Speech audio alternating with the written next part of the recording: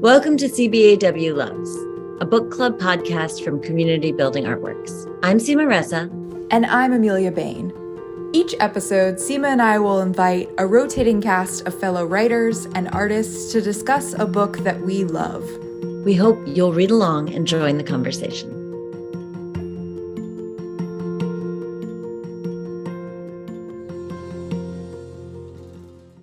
Welcome back to CBAW Loves.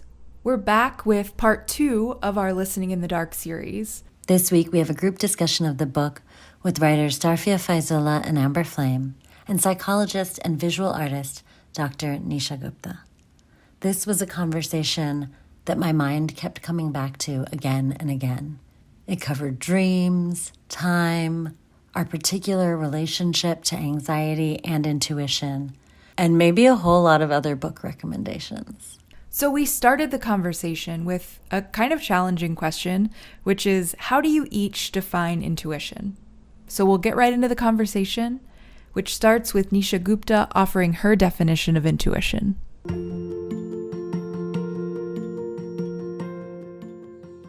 It makes sense that I was invited to do this. I'm a psychologist, trained as a depth psychologist, and also in Jungian analysis as a patient right now.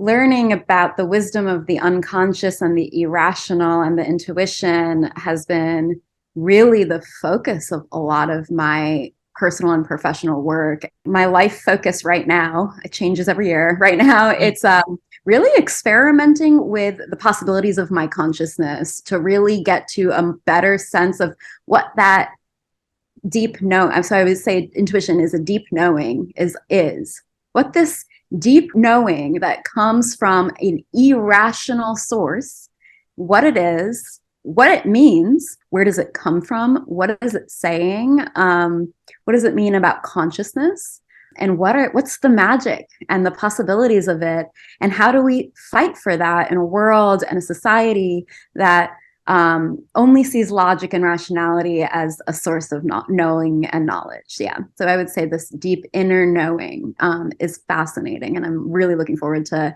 all of our conversations about this deep knowing. I'm Tarfia. I'm a writer. I thought I knew what intuition was. I mean, I know sort of the standard kind of dictionary definition of it, and I can come up with synonyms for it, like instinct, for example.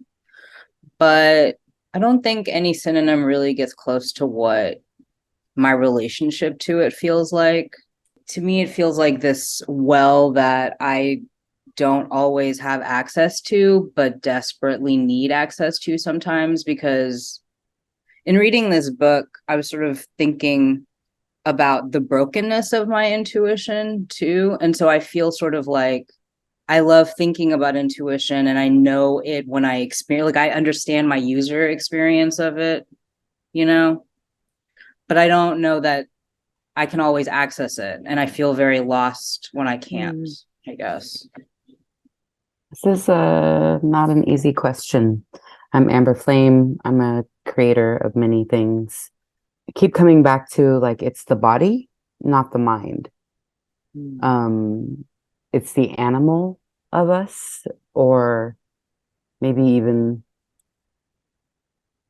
like the child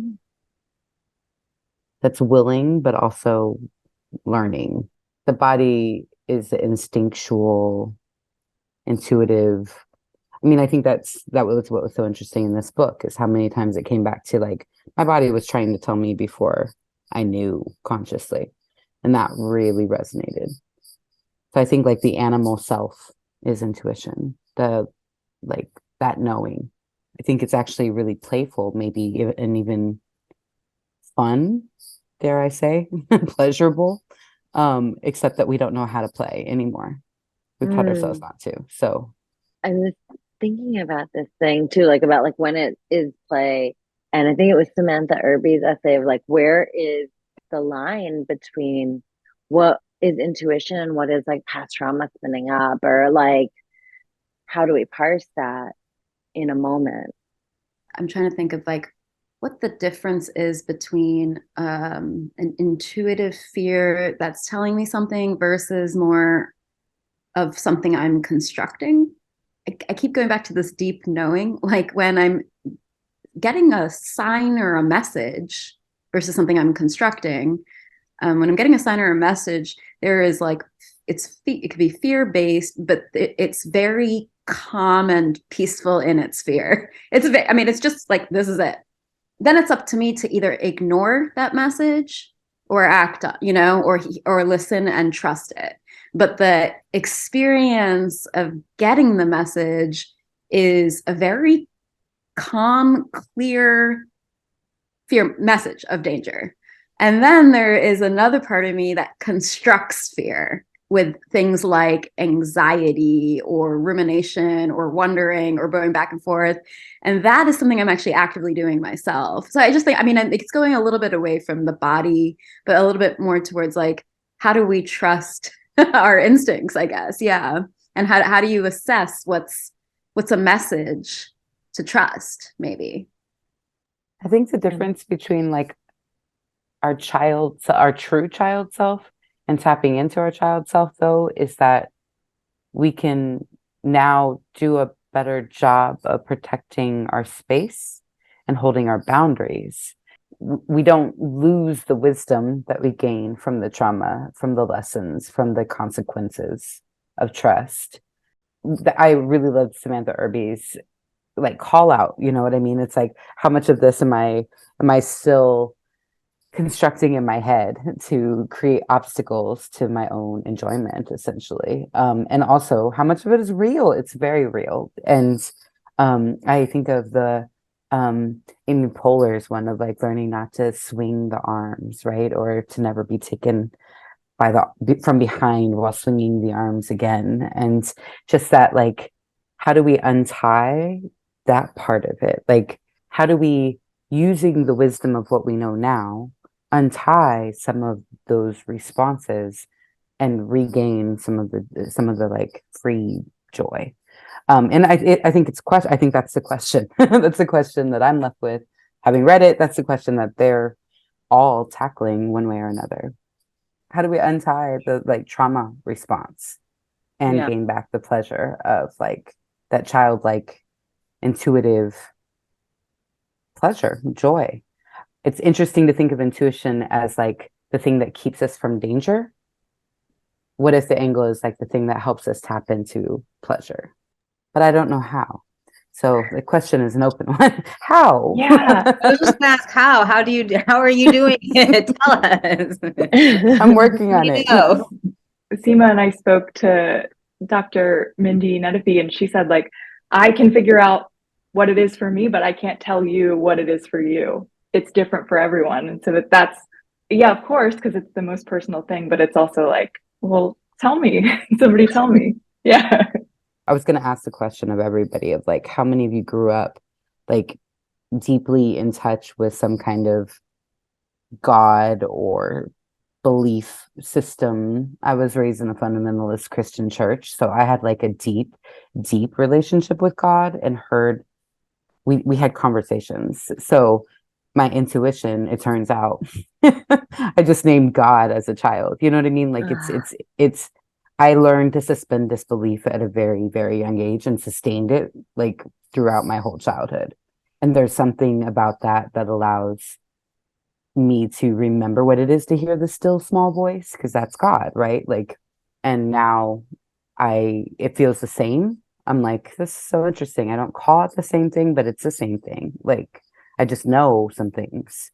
I grew up in the Baptist church, and I spent a lot of time like with my eyes closed, waiting to hear something, you know? But I feel like in those moments, in the silence, had my own thoughts. So in a way that was like, it made space for me. And maybe that was connecting to myself and intuition in a way. You know, when you're trying to get swept up in the spirit and you're trying to like speak in tongues and, you know, you're making it up and you wonder if everybody else is making it up, but everybody else seems so sincere. And it's such a weird thing, you know? Because I'm thinking about like how I was raised in a pretty religious Muslim household, but my mom was always a little skeptical. And I always felt this break from like, I really want to believe and I don't. but my spiritual experiences were like putting my feet in the creek and waving incense in circles and like, right, like these like mystic things that I did for myself. And even now when I'm meditating and I'll like, a vision will come up and be like, hey, are you making that up? And it's like, well, yeah.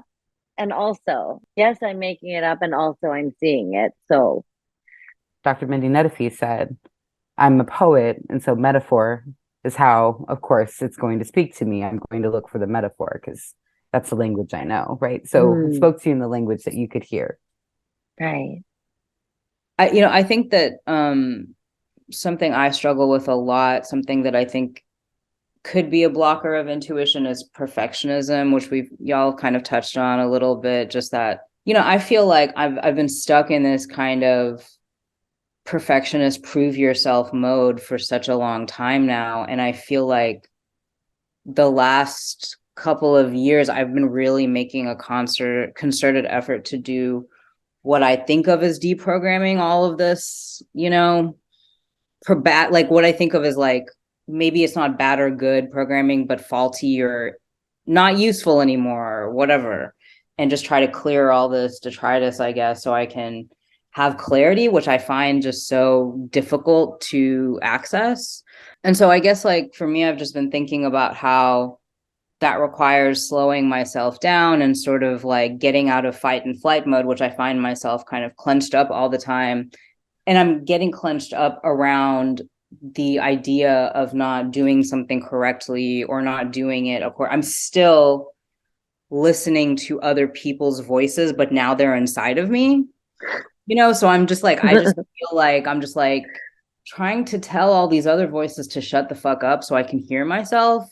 But it's so challenging to have that conversation, I guess. Or I think sometimes I've also overridden my intuition. Like I know, and I will literally do the opposite thing. Just watch myself do it. And I'll know the whole time that I'm sabotaging, and that I'm not listening to myself actually, and that the consequences are going to hurt afterwards on the other side of it.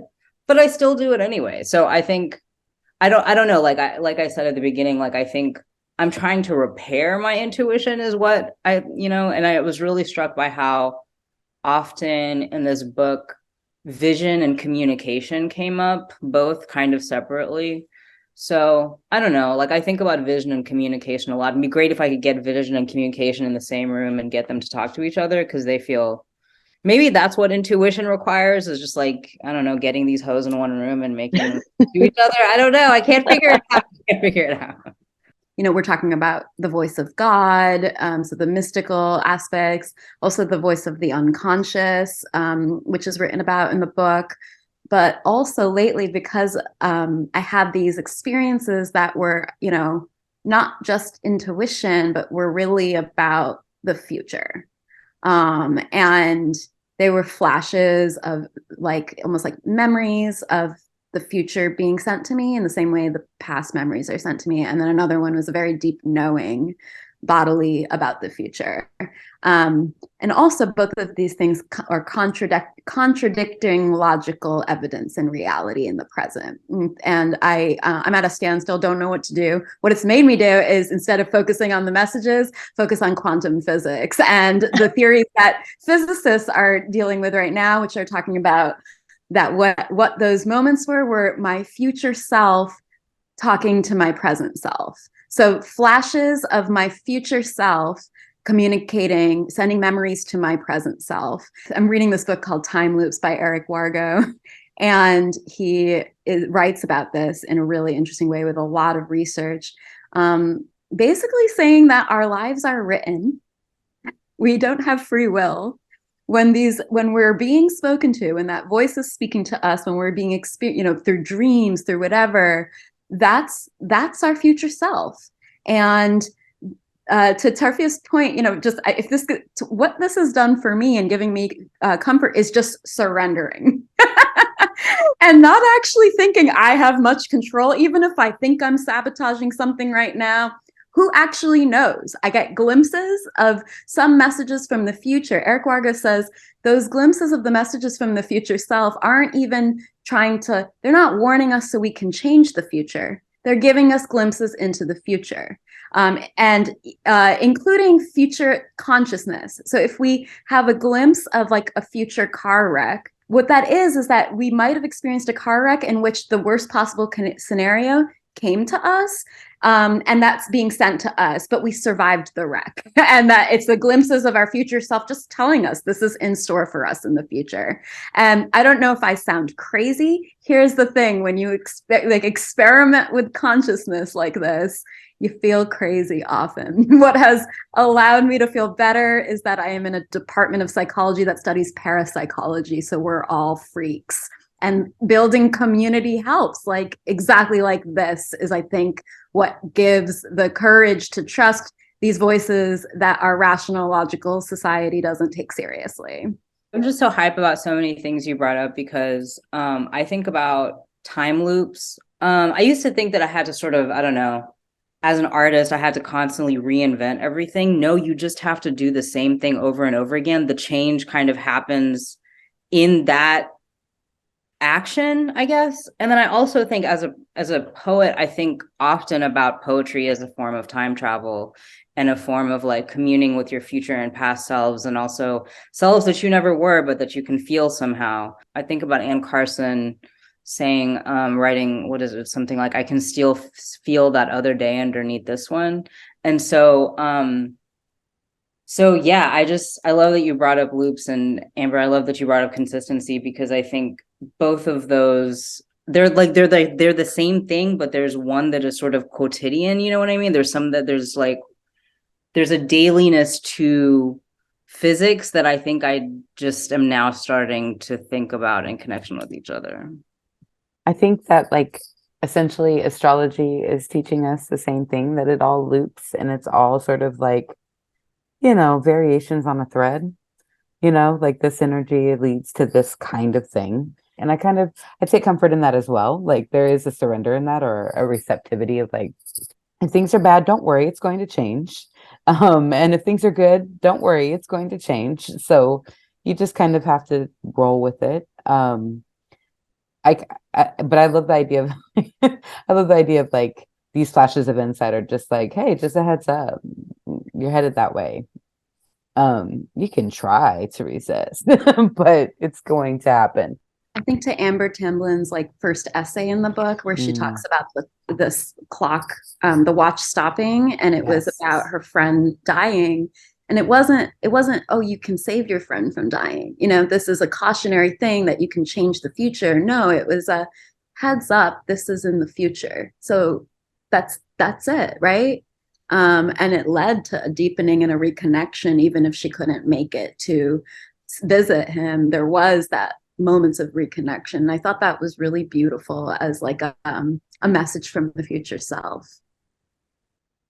I keep thinking about like, I am someone's future self, like her.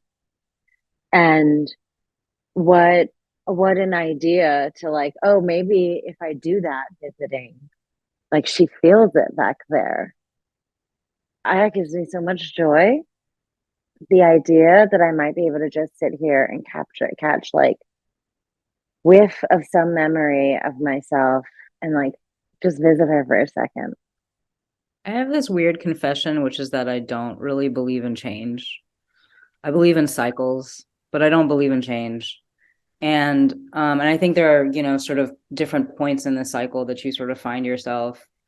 And I think that both, Nisha, what you were saying about community, and Jessica Valenti talks about this too, about sort of finding herself uplifted and sort of lightened by realizing that other people had this experience of sort of finding themselves in a cycle. And sometimes that means being trapped in a cycle. Sometimes that means that you've escaped a cycle too. But how I think that for a long time, I really fetishized isolation as a place where I needed for intuition, like that I needed to be completely alone, and not just alone, but isolated. And I just have been saying a lot lately we need each other. And I think that one of the aspects of this book that I really appreciated was that I felt that confirmed that idea, that intuition isn't just about listening to yourself. This contradicts what I was saying earlier about wanting to get all these voices out of me. But I feel sort of like sometimes you can hear yourself best when you are surrounded by the right kinds of voices. Well, that's where those moments of synchronicity come in, right? Like that's where there's this like continuity, and even in the different essays, I would imagine that they weren't reading each other's ahead of time, but a lot of them use similar phrasing or similar, like I totally agree, Tarfia. I can hear my intuition better when I feel like I'm in key or in tune, literally with other people, with other voices, and I'm like, oh, I'm onto something here. I was thinking about how I've been to talk about something you brought up, Seema, about those glimpses of the former selves. I feel like I've been actively trying to have conversations with my former selves, especially the ones that are difficult for me to face. The phases where where I want to say, like, how could you be so stupid? Like that person, I'm trying to like have a conversation with that person. For myself, like when I go back in time and I talk to those younger selves, present me is still struggling with the stuff that my younger self was struggling with, maybe with more awareness. I have more compassion now. But I feel still like it's not necessarily true that anything has changed per se. It's that I'm having better conversations and conversations I was afraid to have. But what I'm discovering in those conversations with the self is that change isn't necessarily happening, but repair is. And I guess I think sometimes we talk about change as though it's repair, but I don't know if it is. It makes me think like, if we go back to intuition, like what's the point of intuition? If we were to think about the idea that like a life is not something that's supposed to be about upward progress, right? Which is kind of, then what is a life about, and what service does intuition play in that? And what keeps coming up for me then is truth and love, a love for oneself and the voice that speaks to us, and our ability to keep communicating with that voice and hearing it and trusting it, and a respect for truth, possibly. This idea of like respect for truth and this thing of, I guess, belonging maybe is what we're talking, what Tarfia and Amber kind of touched on. Like when you're in the right community and you feel like you're heard, you can listen to yourself differently. And when you're like talking to somebody who is clearly just thinking about what they're going to say next, or like isn't truthful, like I feel like the older I get, the more quickly I can spot that and not try to force myself like, oh, but this person's cool, or like this, I should like this person, or I should be enjoying myself right now, because I can feel like, oh, I don't feel like myself right now, and this isn't where I belong, or this isn't my spot. Maybe intuition is to like teach us how to gather our community to us. Like it goes back to that community, and like, who are we going to survive the apocalypse with? Like who do we have to build this new world with out of the rubble? And so tapping the point of intuition is to learn the lessons from before. Maybe some repair happens, as you were saying, Tarfia, so that we can identify, like, make better choices about who we choose to have in our corner when the shit comes tumbling down, which it will and does and will again. And so maybe it's just like literally to learn better each time. And maybe intuition teaches us like who's telling the truth, who's leading with love, who's like trying to repair, and maybe that's the whole point, is to help us survive better when we have to survive the next thing, so that we're not alone. Because like it brings certain people together, right? Even just the conversation brought these people together. That's something. Yeah.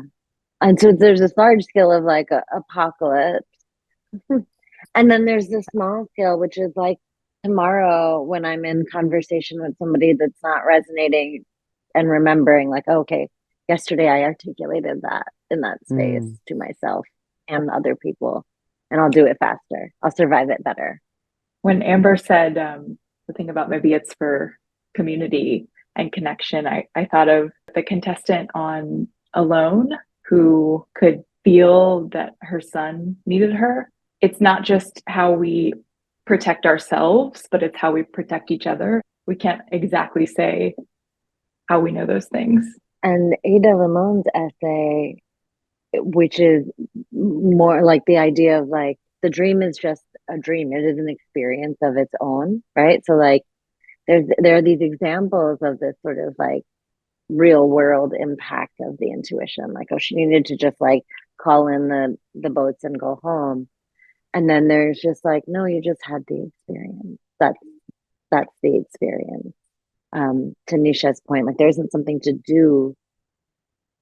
It's just to like also honor it as real, even though you're not going to do a thing with it, right? I thought it was interesting how in more than one essay you saw folks kind of having really undeniable intuition about huge life choices, like life choices that require and kind of cause big kinds of disruption. And I don't have any deep or interesting thoughts about that, but I just appreciated that reminder, I guess, of sort of disruption being an okay thing to choose, I guess, because I think sometimes my intuition tells me to kind of maintain the maintain the status quo. But I don't know. But now that I'm thinking about it and articulating it, I wonder if you can call that intuition or if it's something else entirely. But whatever that is that makes me want to be stay safe and to stay small, I suppose. But I appreciated how often the women in these essays were talking about taking up, not just taking up room, but taking up room by making really big dramatic changes, to their lives, and yeah, I have my position on change is also unfortunately and unsurprisingly contradictory, but in that I do believe in transformation, even though I don't believe in change. But yeah, but I just think that disruption and intuition had an interesting relationship for me in reading these essays. Yeah, I think that's why I'm trying really hard to kind of stick to a belief that there's no such thing as self-sabotage. Because if I actually look at my life, the surface level label of some of the things that I've done can seem self-sabotaging, but destruction and rebirth, right? These cycles, right? Destroy and recreate. Destroy, like literally, to create is to destroy. So that's one thing I'm thinking is, inevitably creating a life involves destruction, and intuition is in the service of both destruction and creation. But then also, if I have no free will and my future self already knows everything, and I don't know, I literally just feel like these days I'm just stumbling through the moments, moment by moment. And I have no say in anything, and I'm just a series of experiences strung together, and it's like a movie that I am just an audience of and just curious to see what happens next. I think like that is like what I'm getting from this entire precognitive experience. I think about like when Amber was talking about what do I want in given moments, I think also like for a long time I've been like believing that I want something, and sometimes I don't want anything. And that's like the least acceptable in so much of my life, right? Like you got to be ambition, you got to be like wanting things, and like I want pleasure and like honestly to be left the fuck alone. for long stretches of time, right? Like a lot of my tension inside myself is around like I'm supposed to want, but I can't make myself work towards it. Yeah, but that's also intuition, right? The like, what was I think Amy Poehler's essay was good for you, not for me. Like knowing what you want, but also what you don't want, and being more comfortable saying that, because the voice telling you should want it isn't yours. Or it's yours, but you heard it from somebody else first, and now it's in your head. This might be a little bit of a departure, but there was a lot of dream talk in these essays. Do any of you have experience with dreams and your creative process? Yeah, I'm like heavy in weekly dream analysis with my analyst. She's like, she basically is just like, whatever we talk about is, sure, we can talk about your thoughts and analysis about these situations, but it's not going to really tell us much. Let's talk about what your dreams are telling you. And she's like, all the real knowledge to navigate the situation comes from your dreams, which, in Jungian psychology is our higher self, and the unconscious, which is our higher self, speaks to us through things like dreams, synchronicities, etc. So it's just been really cool. And it's such a creative process to look at the symbols of the dream and try to decipher them for the hidden meanings. And it makes me feel like, and I do feel this way about all kinds of intuitive experiences that are trying to send us some message, that they're riddles. And I sensed that through the book as well, that a lot of it came through metaphor, right? The rainbows in the sky, the watch stopping, the dream is a riddle, that the signs have to be deciphered. And there's a bit of play in that. It can be fun to decipher it. And there's endless possibilities to the signs as well. And sometimes I think we don't actually know what it's really trying to say until it happens. And then we're like, oh. So as you're doing this dream analysis, is there like a practice for having more substantive dreams that you're doing? So what's interesting, like theoretically, and I've found this to be true sometimes, is that once we actually start paying attention to the dreams and becoming curious, we remember them better. So it is similar to like fine-tuning our ability to hear that voice of intuition. Really being interested in the dreams allows us to, like, if we set the intention to wake up in the morning and write the dream down, which I do, I'm still in dream state when I write it down. If we do that even once when it comes or twice, then we actually start to have more access to the memory of the dream. Yeah. I feel like I started trying to track my dreams because my sister gave me the Chani journal for the year. I have like 4 journals that I'm using this year because I can't stand to waste paper. It's a thing. Anyway, so I'm trying to track my dreams, and now I'm like worse at it than I ever was. I feel like I used to remember dreams, and now like I'm supposed to write it down as soon as I wake up, and I'm just like, I just watch it like slither away from me every morning. Tarfia, how do you feel about dream interpretation? I do feel like I am hit by visions, and they don't feel like they're, as I'm talking about it, I feel like I'm talking about hallucinations because they have that kind of feeling of lucidity and vividness sometimes. And so I guess like I think of those as waking dreams in a way, but they're not. I don't think that they can be in the same space though as a sleeping dream, which to me feels like a very specific and particular thing that I haven't remembered or been able to access in a while. Yeah, I go through periods. Sometimes it's like my dreams are working so super hard and I know it. And then other times, like they drift away like the moment I open my eyes. I think the more I like make space for the thing that I'm working out, like the more I allow it to come to the surface, the more likely I am to dream the solution. I don't often, sometimes I go through phases where I do remember a lot of dreams, but more recently I haven't been. But I have been trying to write down questions that I have for myself before I go to bed. And then I don't remember what I dream, but often in the morning, I do have some sense of clarity around. And I don't know if it's just that I'm well rested, so I'm better able to like process things, or if like something has happened that I'm just not able to remember in those dreams. There's also interesting, like, where is our consciousness between dream and waking state? If you get the clarity in the morning, right when you wake up, I mean, there's just saying something about your defenses are down, and some type of deeper conscious knowing comes in those states, right? And I'm thinking about, you guys know automatic writing. I'm sure you guys are all writers, right? It's to some extent.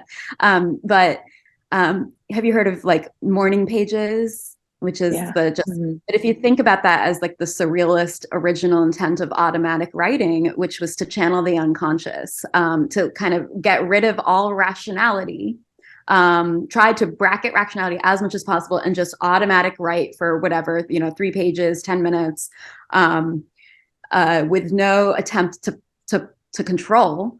And then, so what I have my students do in my creativity class is do that, and also suggest doing it right first thing in the morning.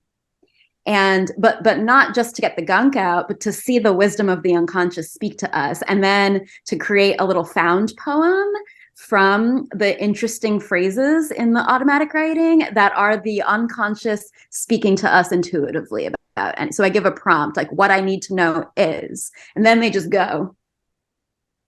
And then they look, underline phrases that are interesting to them, and then piece together a little found poem. And that's the wisdom of the unconscious, which is our intuition speaking to us. And I feel like we can most access that in that dream, like right when we wake up, before our conscious ego kicks in.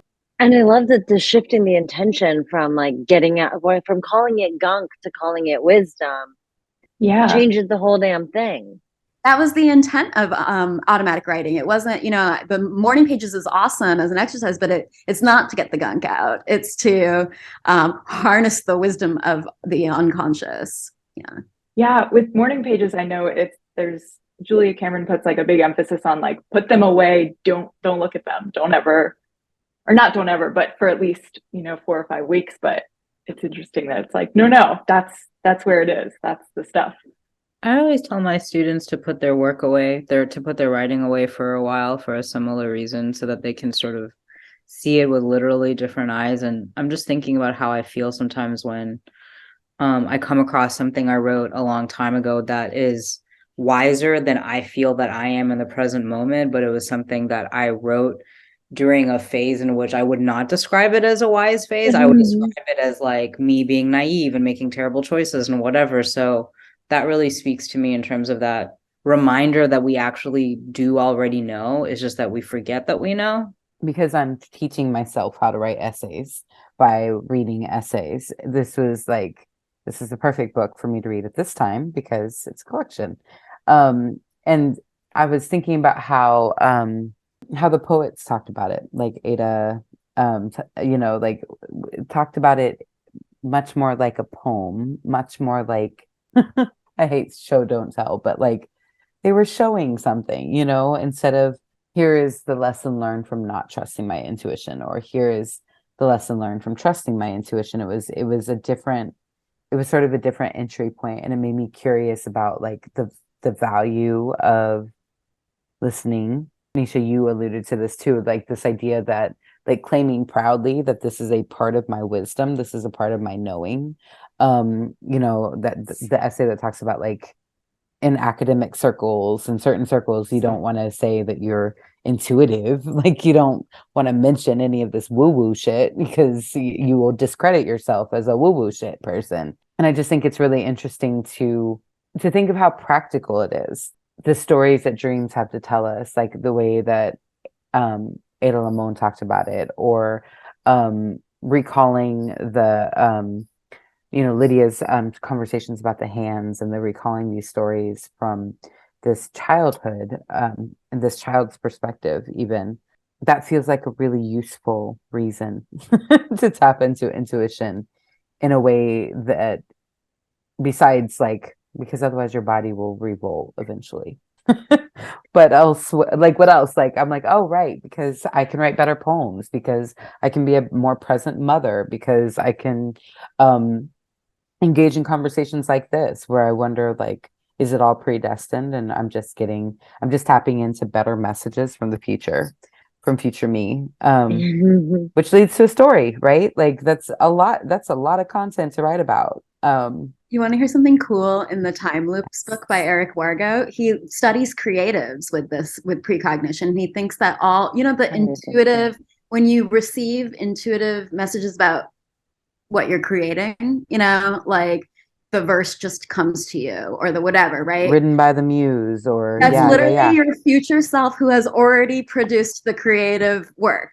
It already knows what the creative work is, and it's sending you messages to get it to completion. Just plagiarizing yourself?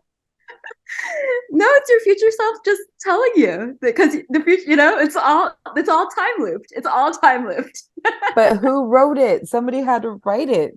God, I think God. I think we do give God the credit. I mean, for the spiritual people in the room, but it's also our future self telling us.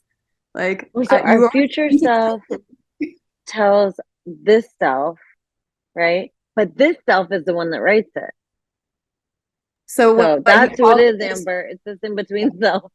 He calls it retrocausation, which is the time loop. So our future self causes our present self's behaviors, which leads to the future self. Your future self knows what this work, which is in completion or in progress, is supposed to be. And you listen to those intuitive, wherever they come from. Those are all the future self telling us what the final product is supposed to be, according to Eric Wargo. That feeling of like, this isn't right, this isn't the right line to write, or like something's not working, is like your future self being like, that's not it. That's slapping your hand. Yeah. Like, it's just basically, and that's not going to make it in the final thing, just letting you know. What would you say, like, to someone who hasn't read this book to encourage them to engage with it?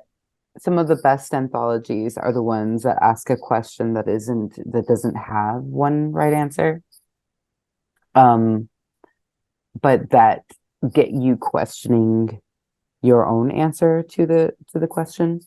So engaging with it to ask yourself your own question about what what power you give your intuition, your own experiences with ignoring or paying attention to that voice.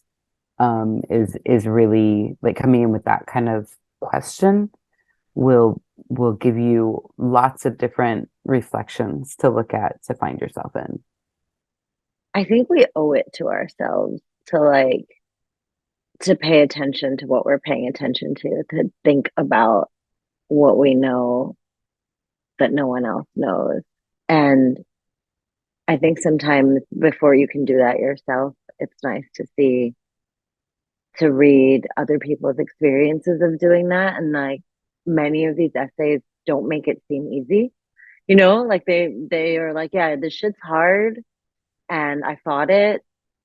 And that makes it feel like, I think, like it's okay that I'm not perfect at it, right? This isn't like advanced intuition 400 level. It's like across the spectrum. There's this Bengali word, adda, which is kind of like, I don't know, I think of it as a really deep hang, I guess, like kind of like the party after the party, when you're in the kind of twilight hours and you get really deep and you say things that are kind of wild, and sometimes it's to total strangers, and sometimes total strangers are saying like really wild and wise things to you, and you're like, yeah, like me too, like I felt like reading this book was a lot of that for me, of just being like, I feel that, I've been there, that happened to me too. So I liked that. Just the book being able to unlock this conversation between the five of us, which is this deep, wild hangout of joy and community, which absolutely, I think this capacity of intuition is in everybody, and the reason it's been silenced is because of societal norms, which are groups of people stating what normal is, and to reverse that and to enjoy the power of tapping into our intuition, which is just magical. I think it takes community to revel in that magic together and encourage it in each other.